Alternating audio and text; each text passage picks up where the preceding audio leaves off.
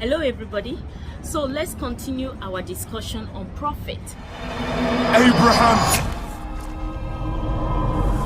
Let the Bible help us to build a foundation of who is a prophet, what is their life like, what did they do, teach or preach, and then from that we can use it to strengthen our faith so that we are not deceived in this end time. We are going to quickly go to Genesis 20 verse 7. God was speaking to the king Abimelech concerning Abraham, and God told him, restore the man's wife to him, for he is a prophet. Why would God call Abraham a prophet? Is it because Abraham performed miracles? No, he didn't. Did Abraham predict the future? No, he didn't. But this is what God said about Abraham.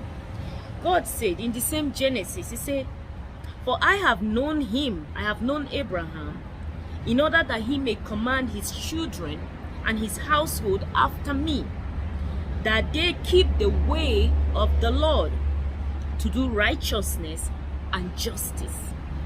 So God is calling Abraham a prophet because he wants Abraham to teach his household his ways, to follow righteousness and justice. Abraham never predicted the future. Abraham didn't even do any miracle, yet God called him a prophet. Let's move on to the next person, which is Moses. God also called Moses a prophet. In fact, the book of Deuteronomy said that of Moses, there has been no prophet that have arisen in Israel like Moses, because he knew God face to face. Moses communicated with God face to face. Now, what were the works of Moses? What did God tell Moses to do? He was commanded to teach the children of Israel about living a holy life, a righteous life, a life of obedience to God. Remember the 10 commandments? God gave Moses the 10 commandments, and as he was coming down from the mountain, he saw the children of Israel living a riotous life. And Moses was so angry that he broke the 10 commandments, and there were problems in the camp. And so when we look at the life of Moses the prophet, we see that he also taught about obedience to God, avoiding sin. He brought them the ceremonial laws, the law of justice and equity, and treating each other well, avoiding fornication and ungodly lifestyle. You can see similarity between the prophet Moses and the prophet Abraham. You begin to see patterns as we go along.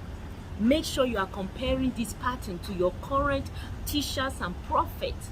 And so to round up the life of Moses, Moses was a prophet and a preacher of righteousness, holy living, and God did use him to heal the people that were afflicted because of disobedience.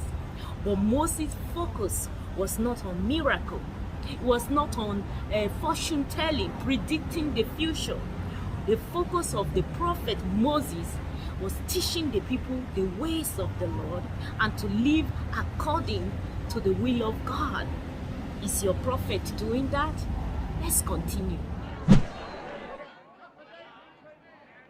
Moses, the people are assembled. Then let us go forth to the mountain of God, that he may write his commandments in our minds and upon our hearts forever. We march, praising his mighty name. Prophets and prophecy should not focus only on the future and on healing. In fact, do you know that in the Bible, the Lord tells us not to worry about the future? He said he's the one that is in control about the future. We should worry about obeying him and walking with him. And that is what the job of a prophet is. Let's continue.